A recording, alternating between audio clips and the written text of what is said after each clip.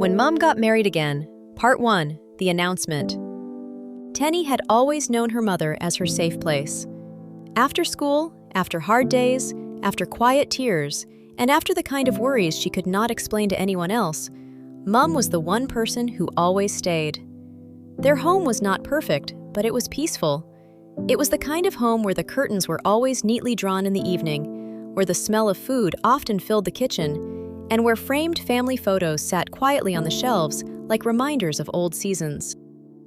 Teni was 15 years old, thoughtful, observant, and sometimes too quiet for her own age. She was the youngest child in the family. Her older sister was 18 and already in college, learning how to live a little more independently. She called home often, but she was no longer there every evening to fill the house with conversation. So, most days, it was just Teni and Mom. Two people moving around the same home. Two people who had grown used to each other's silence. Two people who had learned how to continue, even when life did not go exactly as planned. Mom, whose name was Yinka, had carried many responsibilities alone for years. She worked hard, she prayed hard, she smiled even on days when she was tired. She attended school meetings, paid bills, corrected homework, cooked dinner, gave advice, and still tried to be emotionally present for her children. There were nights when she sat alone in the living room after Teni had gone to bed, thinking about the future. She wondered if she had done enough. She wondered if her children had missed too much.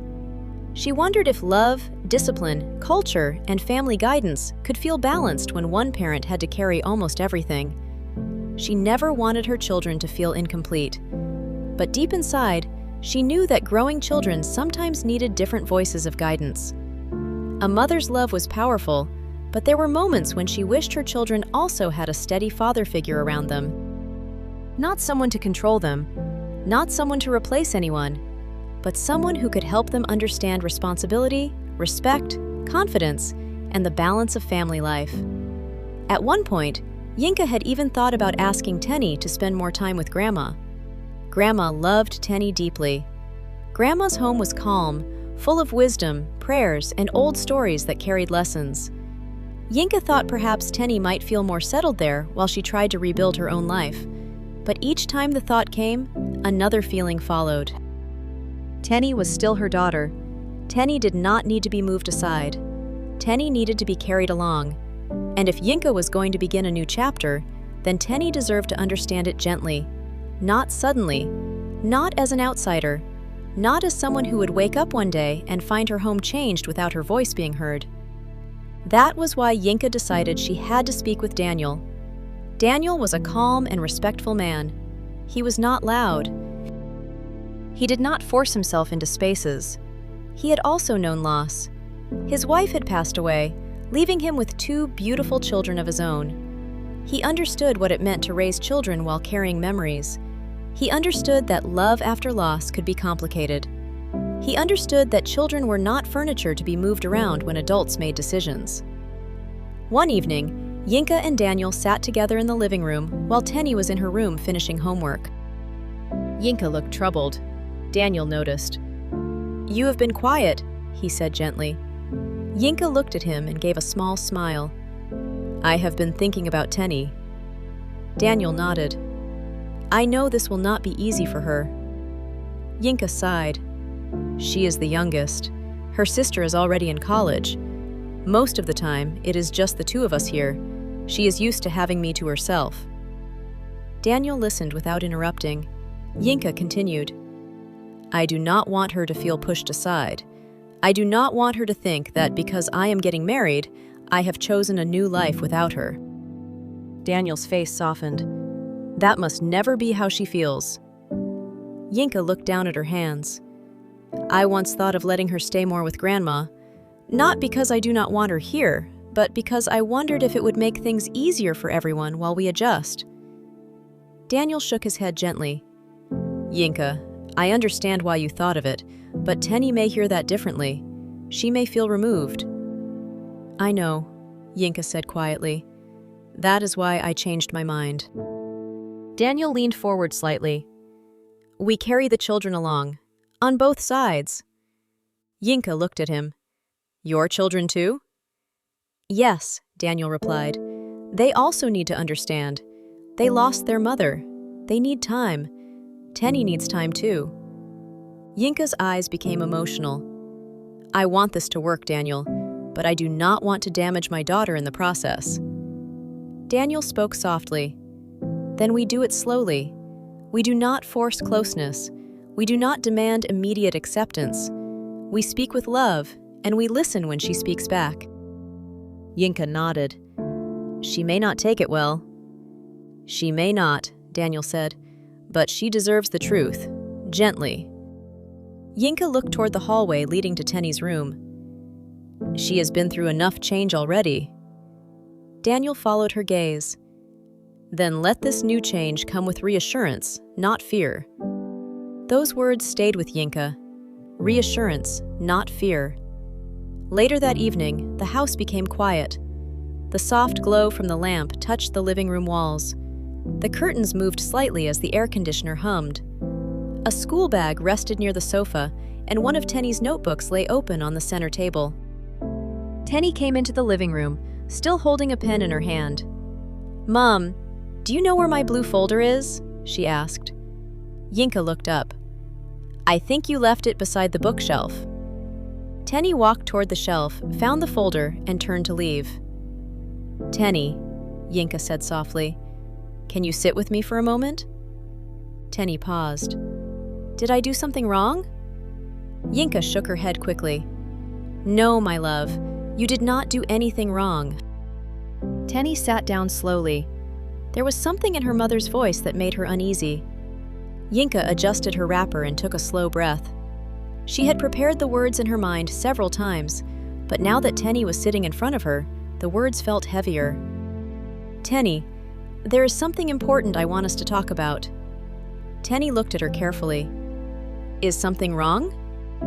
No, Yinka said. Not wrong. It is just important.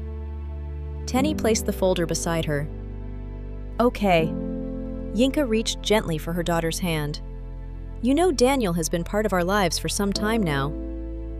Teni's eyes dropped for a moment. Yes? He has been respectful to us. He has shown care. And over time, we have spoken seriously about the future. Teni did not say anything. Yinka continued carefully. Daniel has asked me to marry him. The room became still. Teni looked up. Yinka's voice remained gentle. And I have said yes. For a few seconds, Teni did not move. She did not cry. She did not shout. She did not smile. She simply looked at her mother as if the words were still trying to arrange themselves inside her mind. So, Teni said slowly, you are getting married? Yinka nodded. Yes, my love. To Uncle Daniel? Yes. Teni looked away. Her eyes moved around the living room, as if checking whether the house had already changed. The sofa was the same. The curtains were the same. The family photos were still on the shelf. But something inside her felt different. So, is he going to live here? She asked. Eventually, Yinka answered. But not suddenly. We will take things slowly. Teni folded her arms. People always say slowly, but things still happen fast. Yinka swallowed gently. I understand why you feel that way. Teni gave a small laugh, but it had no joy in it. Do you? Yinka looked at her daughter with concern. I am trying to. Teni's voice became quieter. What about me? Yinka moved closer. You are my daughter. Nothing will change that. Teni looked down at her hands. People always say nothing will change, but things always change. Yinka's eyes softened. Yes, some things may change. I do not want to lie to you, but my love for you will not change. Your place in my life will not change. Teni looked at her mother. What if I do not like the changes? Then we will talk about them. What if I do not want everything to become different? Yinka held her daughter's hand more firmly. Then I will listen. Teni's eyes became moist, but she blinked quickly. She did not want to cry. Not yet. Yinka continued. Daniel also has children. You know he lost his wife. Teni nodded faintly. He has 2 children, and they are also adjusting. We have agreed that all the children must be carried along. Nobody should feel pushed away or replaced. Teni looked up sharply at the word replaced. Replaced? Yinka shook her head. No, my love, nobody is replacing anybody. But it feels like that is what happens when people remarry. Sometimes it may feel that way, Yinka said gently, but that is not what I want for us. Teni looked toward the framed family photo on the shelf. What if I do not know how to act around him? Then you do not have to pretend. You only need to be respectful and honest. What if he starts telling me what to do? Yinka paused. Daniel will not come into this house to control you, but as part of the family, he may guide, support, and help. We will all learn together. Teni shook her head slightly. I do not know if I want another person guiding me. Yinka heard the pain beneath the words. She wanted to explain. She wanted to tell Teni how lonely motherhood had felt sometimes. She wanted to say that she had prayed for balance, for support, for someone who could help the children grow with structure, culture, and responsibility. But she knew that too many explanations could sound like pressure, so she chose gentleness.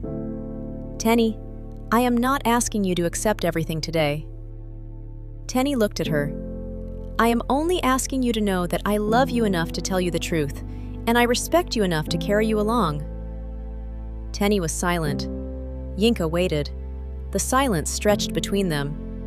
Finally, Teni forced a small smile. Congratulations, Mum. Yinka looked at her carefully. You do not sound fine. Teni stood up slowly. I said congratulations. Teni, I have homework. Yinka's voice became soft. My love, we can still talk. Not now. Teni picked up her folder and walked toward the hallway. Yinka watched her go. At the doorway, Teni stopped for a second but did not turn around. I just need time, she said. Yinka nodded, even though Teni could not see her. Take your time, my love. Teni walked to her room and closed the door softly. Inside, she placed the folder on her desk but did not open it. Her room looked the same. Her bed was neatly arranged. Her books were stacked beside the lamp.